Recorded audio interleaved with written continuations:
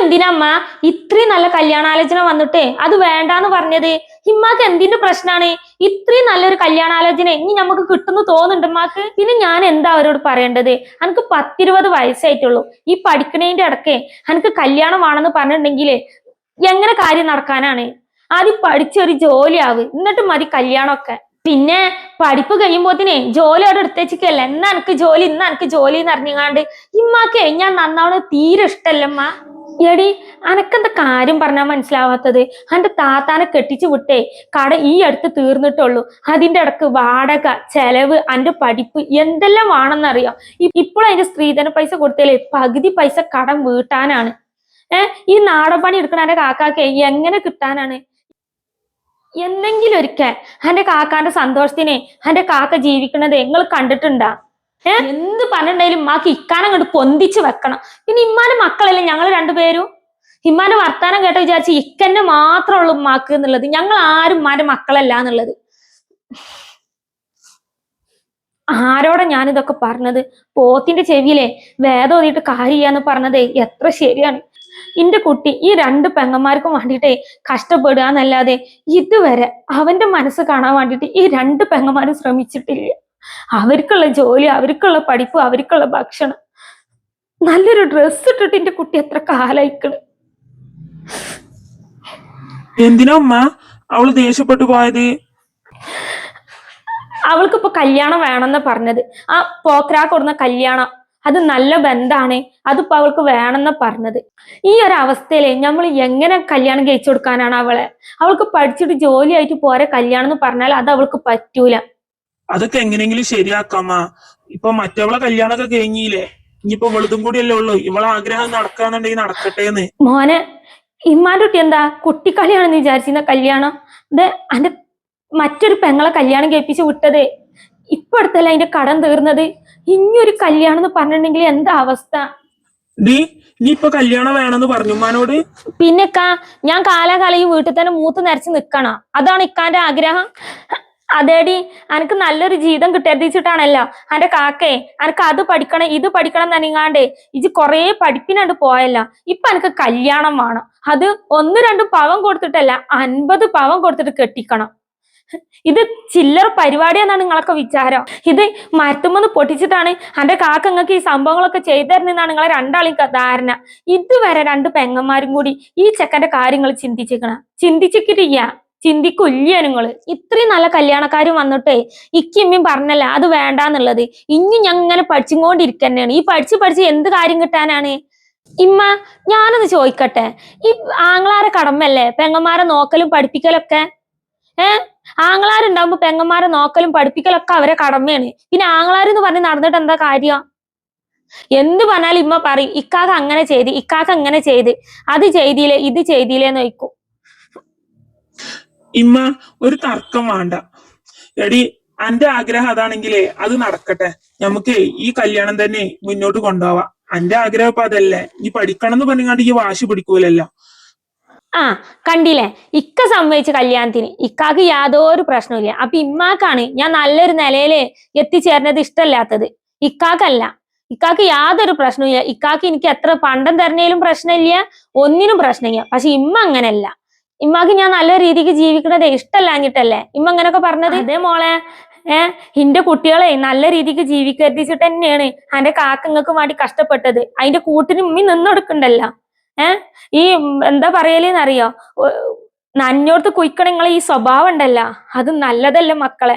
അതിന്റെ ജീവിതം അവിടെ ഇട്ടിട്ട് ഇങ്ങളെ രണ്ടാളെയും പോറ്റാൻ വേണ്ടി നോക്കാണ്. എത്ര കാലായി ആ കുട്ടി കഷ്ടപ്പെട്ട് ജീവിക്കണെന്നറിയോ? 1-2 വയസ്സിൽ തുടങ്ങിയതല്ല, 10-14 വയസ്സിൽ തുടങ്ങിയതാണ് എന്റെ ഒപ്പം ഇട്ടെറിഞ്ഞു പോയിട്ട്. നിങ്ങൾ 2 പെങ്ങന്മാര് കാണുന്നുണ്ടല്ലോ, പക്ഷെ നിങ്ങളെ 2 പെങ്ങന്മാർക്ക് നിങ്ങൾ ചോദിക്കണതൊക്കെ കിട്ടുന്നുണ്ട്. അപ്പൊ ഇതെവിടുന്നാ കിട്ടുന്നത്? ഇത് എങ്ങനെ നയിക്കണത്? ഇത് വെയില് കൊണ്ടിട്ടാണോ ചൂട് കൊണ്ടിട്ടാണോ? അതൊന്നും നിങ്ങൾക്ക് അറിയണ്ട. നിങ്ങൾക്കൊന്നും അറിയണ്ട. നിങ്ങൾക്ക് ചോദിക്കണ സമയത്ത് നിങ്ങൾക്ക് മുന്നിക്ക് അത് ഉണ്ടായാൽ മതി. നിങ്ങൾക്ക് കഷ്ടപ്പാടിന്റെ ഒന്നും അറിയണ്ട. എന്നിട്ട് ലാസ്റ്റ് നിങ്ങൾ ചോദിക്കണതൊന്നും തന്നില്ലെങ്കിൽ അപ്പൊ നിങ്ങൾ നന്നാവണത് ഞങ്ങൾക്ക് കണ്ണിന്റെ നേരെ കണ്ടൂടാന്ന് അല്ലേ? അതേടി, നിങ്ങൾ നന്നാവണതേ ഞങ്ങളെ കണ്ണിന്റെ നേരെ കണ്ടുവിടാഞ്ഞിട്ടാണ്. ഒറ്റയ്ക്ക് 45 പവൻ തന്നെ വേണമെന്നനങ്ങാണ്ടേ 2-3-4 കൊല്ലേ ഈ പെര കിടന്ന് കുരുക്കിട്ടീന്നത്. എന്നിട്ട് ഓളെ കെട്ടിച്ച് വിട്ടത്. ഇനിയിപ്പോ അതാ അനക്ക് 50 പവന്. ആ കുട്ടിഞ്ഞേ റോട്ടുമ്പോ തെണ്ടാൻ ഇറങ്ങേണ്ടി വരും ഈ പോക്ക് പോവുകയാണെങ്കിൽ. പറഞ്ഞില്ലാന്ന് വേണ്ട ഞാന്. മോനെ, ഇമ്മാന്റെ കുട്ടി എന്ത് ഭാവിച്ചിട്ടാണ് അവളോട് ഈ കല്യാണം നടത്താന്ന് പറഞ്ഞത്? അവർക്ക് വേണ്ടത് 1-2 പവനല്ല, 50 പവനാണ്. അതെന്റെ പെങ്ങളെ വാശിയാണ്. അവര് പണ്ടും പണമൊന്നും ചോദിച്ചിട്ടില്ല. പക്ഷെ എന്റെ പെങ്ങൾക്ക് 50 പവൻ കിട്ടണം എന്നാ പറയുന്നത്. ഇത് എവിടുന്ന് ഉണ്ടാക്കാനോ മോനജി? എത്ര കാലായി എന്റെ കുട്ടി കഷ്ടപ്പെടുന്നു. അനക്കൊരു ജീവിതം വേണ്ടടാ. എല്ലാം ശരിയാക്കമ്മ. അല്ലാതെ എന്ത് ചെയ്യാനാണ്? അവളിങ്ങനെ അതിന് വാശി പിടിക്കണ്. പിന്നെ 50 പവൻ വേണമെന്ന് അറിഞ്ഞാണ്ട് വാശി പിടിക്കണ്. ഇങ്ങനെ വാശി പിടിക്കുമ്പോഴേ അത് ചെയ്തു കൊടുക്കല്ലാതെ നമുക്ക് മാർഗമില്ലല്ലോ. പിന്നെ ഇപ്പത്തെ കാലാണ്. പിടിവാശിക്ക് മുന്നിലേ നമ്മൾ നിന്ന് കൊടുത്തില്ലെങ്കിൽ വേണമെന്നുണ്ടെങ്കിൽ അവര് അവരുടെ ഇഷ്ടത്തിന് എന്തെങ്കിലുമൊക്കെ ചെയ്തു പോവും. അതാണ്. മോനെ, ഇജ്ജ് പറഞ്ഞ പോലെ ഒന്നും നടക്കൂല. അവര് കല്യാണം കഴിഞ്ഞ് മാപ്പിളാരെ പെരേക്ക് പോയിട്ടുണ്ടെങ്കിൽ എന്റെ കുട്ടീനെ സഹായിക്കൂല. അത് ഉമ്മാന്റെ കുട്ടീന്റെ തോന്നലാണ്. ഞാൻ പറഞ്ഞതൊന്ന് കേൾക്ക്. ഒരു 2-3-4 കൊല്ലം കൂടി കഴിഞ്ഞിട്ട് നമ്മളെ ഈ കുടുംബത്തിന് ഒത്തൊരു പെരക്കാരെ കിട്ടുകയാണെങ്കിൽ മാത്രം നമുക്ക് കല്യാണം കഴിപ്പിക്കാം. ഇതിപ്പോ 50 പവനൊക്കെ കൊടുത്തിട്ട് അവളെ വാശിക്കിച്ച് നിന്ന് കൊടുക്കാന്ന് പറഞ്ഞാല്. വിഷമിക്കാതെ എന്തെങ്കിലുമൊക്കെ ഒരു വഴി കാണും. എവിടെന്നെങ്കിലൊക്കെ നമുക്ക് കടം മേടിക്കാം. അല്ലെങ്കിലും കടം കൊണ്ട് തന്നെയല്ലേ നമ്മുടെ ജീവിതം ഇത്രയും കാലം മുന്നോട്ട് പോയത്. അങ്ങോട്ടും ഇങ്ങോട്ടും തിരുമറി ചെയ്ത് വാങ്ങുക കൊടുക്കുക അതൊക്കെ തന്നെയല്ലേ. ഇനിയിപ്പൊ ഞാൻ എന്ത് പറയാനാണ്? പെങ്ങന്മാര് വാശി പിടിച്ചിട്ടുണ്ടെന്നുണ്ടെങ്കിലേ അവർക്ക് വാപ്പാന്റെ സ്നേഹം കിട്ടാതെയാണ് അവര് വളർന്നിക്കണത്. വാപ്പാന്റെ സ്നേഹത്തിൽ ഞാൻ വളർത്തിക്കോളാന്ന് പറഞ്ഞിട്ട് ഇജ്ജ് ഇങ്ങനെ കൊണ്ടടക്കല്ലേ പെങ്ങന്മാരെ. പിന്നെ പെങ്ങന്മാരെ തല കയറി നിങ്ങാണ്ട് ദഫ് കൊട്ടൂല. പറഞ്ഞിട്ട് കാര്യമില്ല.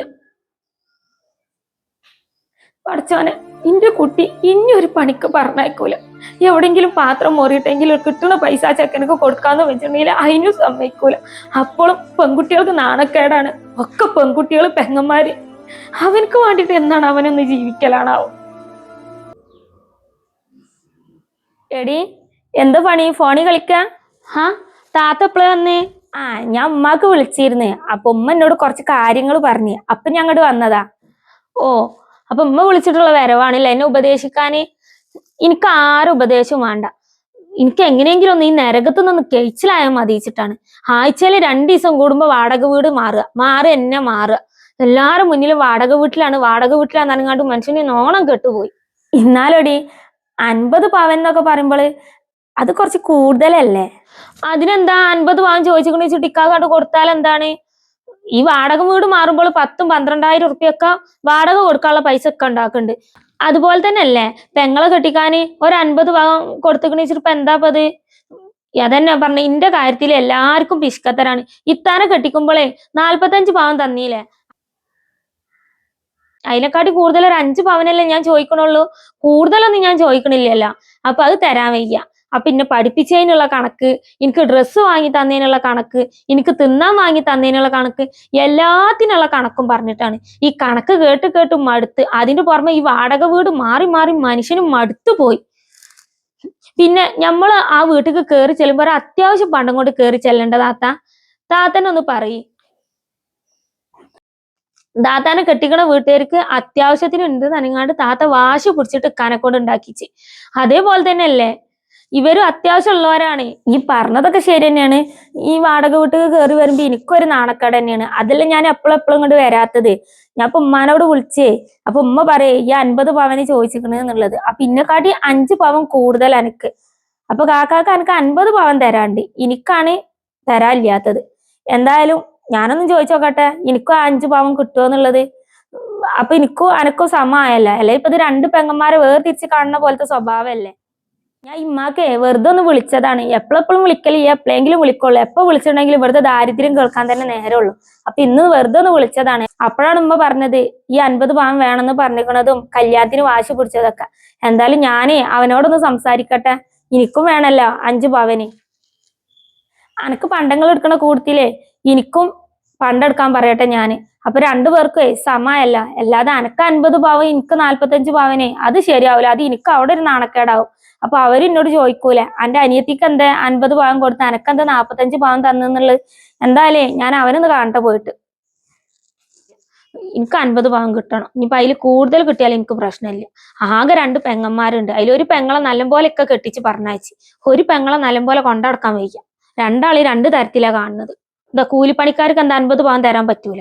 എന്ത് പറഞ്ഞാലും ഉമ്മ പറച്ചിൽ എന്താ കൂലിപ്പണിക്കാരനാണ്. എന്താ കൂലിപ്പണിക്കാരനെന്താ പെങ്ങന്മാരെ കെട്ടിക്കാൻ പാടിയാണ്? ഡാ ഈ നല്ല ആളാട്ടാ. അന്റെ അനിയത്തിക്ക് 50 പവൻ കൊടുക്കാൻ തീരുമാനിച്ചില്ലേ? അപ്പൊ എന്താ ഈ എനിക്ക് 45 പവൻ മാത്രം തന്നത്? അവള് വാശി പിടിച്ചപ്പോളേ അത് മേടിച്ചു കൊടുക്കാന്ന് പറഞ്ഞതാണ്. അവള് കുഞ്ഞല്ലേ, അനക്കും തന്നില്ലേ 45 പവൻ? അതൊക്കെ എന്റെ അടവാണ്. അതൊക്കെ ഈ പുഷ്പം പോലെ ഉണ്ടാക്കൂല 50 പവന്. ഞാനൊരു കാര്യം പറയാൻ വേണ്ടി വന്നതാണ്. 50 പവന് അവൾക്ക് വാങ്ങണ കൂട്ടത്തിലേ എനിക്കൊരു 5 പവൻ കൂട്ടി വാങ്ങിക്കാണ്ടിട്ടാ. അതാകുമ്പോ എനിക്ക് അവൾക്ക് സമയല്ല. മറ്റേത് ഇന്നെ ഈ വേർതിരിച്ച് കാണാണെന്നേ ഇന്നെ കെട്ടിച്ചോടത്തവര് പറയില്ലേ. എടി അത് ഈ ഒരു എക്സ്ക്യൂസും പറയാൻ നിക്കണ്ട. ഈ അത് മേടിച്ചാണ്ടി ബാക്കി കാര്യങ്ങളൊക്കെ ഞാൻ ഉമ്മാനോട് പറഞ്ഞോണ്ട് എന്താണ് മേടിക്കേണ്ടത് എന്നുള്ളത്. ഇനി കൂടുതലൊന്നും പറയാൻ നിക്കണ്ട. ഇനി മേടിക്കാതിരിക്കരുത് കേട്ടോ. ഈ 5 പവൻ എനിക്ക് മേടിച്ചില്ലാന്നുണ്ടെങ്കിൽ ഞാൻ അവളെ കല്യാണം കൂടാൻ വരൂല, അത് ഉറപ്പാണ്. എന്തിനാ ഉമ്മ നിങ്ങൾ അത്യാവശ്യമായിട്ടേ ഞങ്ങളോട് വരാൻ പറഞ്ഞത്? ഞാനാണെങ്കിൽ കുഞ്ഞിനോട് ഉറക്കി കിടത്തിയിട്ടാ വന്നിക്കണത്. അവനെ ഉണരുമ്പോത്തിനെ അങ്ങോട്ട് ചെല്ലും വേണം. ഞാനും തന്നെ കുട്ടികളെ സ്കൂളിലാക്കിക്കാണ്ടേ പെട്ടെന്ന് പോന്നിക്കാണ്. എനിക്ക് ഇരിക്കാനൊന്നും നേരമില്ല. അവര് സ്കൂൾ വിടുമ്പോത്തിന് എനിക്ക് അങ്ങോട്ട് എത്തും വേണം. ഉമ്മ കാര്യം പറയും എന്തിനാ വിളിച്ചെന്നുള്ളത്. ഇമ്മ ഒന്നിനല്ല വിളിച്ചെത്തിയത്. നിങ്ങളെ കാക്കാന്റെ കല്യാണക്കാര്യം നോക്കണ്ട്. ഏത് ബ്രോക്കർമാരോട് ചോദിച്ചിട്ടുണ്ടെന്നുണ്ടെങ്കിലും അവരെന്താ പറഞ്ഞെന്നറിയോ? വീടില്ല എന്ന് പറഞ്ഞിട്ട് കല്യാണം മുടങ്ങാണ്. അപ്പൊ നിങ്ങൾ രണ്ടാളും കൂടി എന്തെങ്കിലും സഹായിച്ചിട്ട് എടി അന്റെ പണ്ടും കൂടി കുറച്ച് സഹായിച്ചിട്ട് കാക്കാക്ക് ഒരു 2-3 സെന്റ് സ്ഥലം വാങ്ങാൻ നിങ്ങളൊന്ന് സഹായിക്ക്. എന്ത് ഇന്റെ പണ്ടം തരാനോ? ഇമ്മക്ക് നാണുണ്ടോ അങ്ങനെ ചോദിക്കാന്? മകളെ കെട്ടിച്ചിട്ട് ആ പണ്ടം തിരിച്ചു ചോദിക്കാന് നാണുണ്ടോ? അങ്ങനെ തന്നെയല്ലേ ഞാൻ ചോദിക്കുള്ളൂ. അത് ഇക്കങ്ങളോട് പറയിപ്പിച്ചതാണോ അത് നിങ്ങൾ സ്വയം പറയാണോ? ഈ 50 പവൻ തന്നെ നിന്റെ വീട്ടുകാർക്ക് കൊടുത്തത് കുറവാന്ന് അവർ ഇപ്പോഴും പറയും. ഹൈക്കോടതി ഒരു 10 പവനും കൂടെ കൂട്ടിത്തരാൻ പറച്ചിലാണ് എന്നോട്. എന്റെ വീട്ടുകാരോട് ഈ ചോദിക്കുന്നുള്ളത്. എന്നിട്ട് ഇന്റെ പണ്ടും കൂടി നിങ്ങൾക്ക് വേണമെന്ന് പറഞ്ഞിട്ടുണ്ടെങ്കിൽ ഇക്കാക്ക് എന്താ ഒരു ജീവിതം കിട്ടണം എന്നുണ്ടെങ്കിൽ ഞങ്ങളെ പണ്ടം തന്നെ വേണം. സ്വന്തമായിട്ട് നയിച്ചുണ്ടാക്കാൻ പറയും. അല്ലേലും ഞാനൊരു കാര്യം ചോദിക്കട്ടെ അമ്മ, ഇക്ക ഇത്രയും കാലം നയിച്ച പൈസ ഒക്കെ അവിടെ കുറെ കാലായില്ലേ ഇക്ക നാടൻ പണിക്കും പല പണിക്കും പോവാൻ തുടത്തിയിട്ട്? എന്നിട്ട് ആ പൈസ ഒക്കെ അവിടെ ഈ 2 പെങ്ങന്മാരെ കെട്ടിച്ചിക്കണിച്ചിട്ട് അത്ര പൈസ ഇക്കാക്ക് വലിയ ചെലവൊന്നും വന്നിട്ടില്ല. ചെറിയൊരു 50 പവനും തന്ന് അതിന്റെ സ്ത്രീധനക്കായും തന്ന്.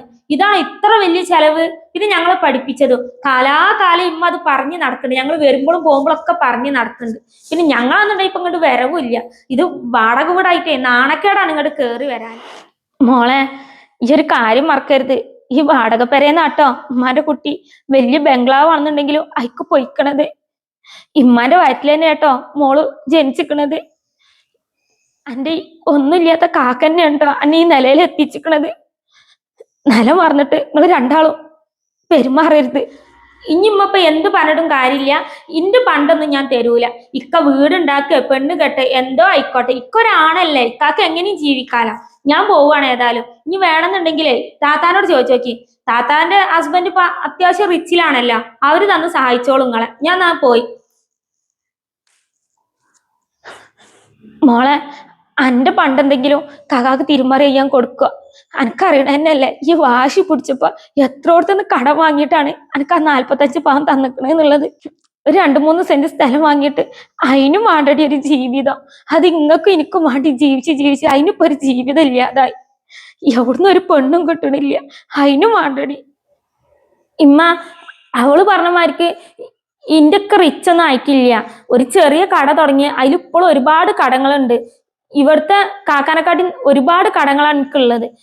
അതുകൊണ്ട് എന്റെ കയ്യിലും തരാനില്ല. ഞാനേ പോട്ടെ. അവൻ വന്നിട്ടുണ്ടെങ്കിൽ പറയോണ്ടിട്ട് ഞാൻ പോയി എന്നുള്ളത്. എനിക്ക് കുട്ടികൾ സ്കൂളിൽ നിന്ന് വരുമ്പോഴത്തേന് എനിക്ക് മേം പോണം. ഞാൻ എന്നാ പോയി.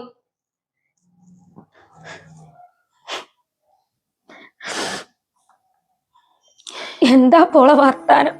ഇത്രയും കാലം കാക്ക നയിച്ച പൈസ ഒക്കെ എന്താ കാട്ടിയെന്ന്? ഓർക്കിപ്പോ ഓരെ പഠിപ്പിച്ചതോ കല്യാണം ചെയ്തതോ ഒന്നും ഓർമ്മയില്ല.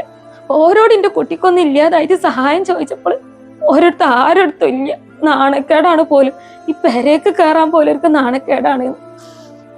ഇമ്മ അവരൊക്കെ പോയോ? ഞാൻ അവർക്ക് ഇഷ്ടപ്പെട്ട ഒരുപാട് ബേക്കറി സാധനങ്ങളൊക്കെ കൊണ്ടുവന്നിട്ടുണ്ട്. അവരൊക്കെ എവിടെ പോയാ? ഈ ആർക്ക മോനെ ഈ ബേക്കറി സാധനങ്ങളൊക്കെ കൊടുത്തിട്ടുള്ളത്? എന്റെ 2 പെങ്ങന്മാർക്കോ? 2 പെങ്ങന്മാരും പോയി. അവർക്ക് ഇവിടെ വരാൻ നാണക്കേടാണ് പോലും. ഇത് വാടക വീടല്ലേ, അവര് ഇവിടെ ഒന്നും ജനിച്ച് വളരണ്ടല്ല. അവര് വലിയ ഏതോ വാപ്പാക്കും ഉമ്മാക്കും വളർന്ന പോലെയാണ് അവരിപ്പോ പ്രവൃത്തി. എന്തിനാ കൊട്ടിയ ഈ അവർക്കും വേണ്ടി ഇങ്ങനെ ജീവിച്ചിട്ട് എന്റെ ജീവിതം ഇങ്ങനെ നശിപ്പിച്ചത് ഉമ്മ എത്ര തവണ പറഞ്ഞിട്ടുണ്ട്. ഇപ്പൊ എന്റെ കുട്ടിക്കൊരു ജീവിതം കിട്ടണ്ട. പെങ്ങന്മാരാന്നുണ്ടെങ്കിലും അവർക്ക് പാകത്തിനെ പറ്റുള്ളൂ. ഒരു കാലം കഴിഞ്ഞിട്ടുണ്ടെങ്കിൽ അവര് നമ്മളെ തിരിഞ്ഞു കൊത്തും. പിന്നെ ഇച്ചി നോക്കിയതുണ്ടാവില്ല, ചെയ്തതുണ്ടാവില്ല, കൊടുത്ത സ്നേഹബന്ധം ഒന്നും ഉണ്ടാവില്ല. ഇപ്പൊ എന്റെ കുട്ടിക്കല്ല ജീവിതം ഇല്ലാതായത്. ഇമ്മ അവരിന്റെ പെങ്ങന്മാരല്ലേ, അവരെന്നും എന്റെ കൂടെ ഉണ്ടാവും. ഉമ്മ വെറുതെ ഓരോന്ന് ആലോചിച്ച് കാണ്ട് വിഷമിക്കണ്ട. ഞാനേ അവരൊന്ന് പോയി വെക്കട്ടെ, ചിലപ്പം ബസ് സ്റ്റോപ്പിലുണ്ടാവും. ഈ കുട്ടിനോട് എങ്ങനെ പറഞ്ഞു മനസ്സിലാക്കാനാണ്? ഇപ്പോഴും പെങ്ങന്മാരെന്ന് വെച്ച് നെറുവിലേറ്റി നടക്കുന്ന പെങ്ങന്മാർക്ക് ആ ചിന്തല്ല.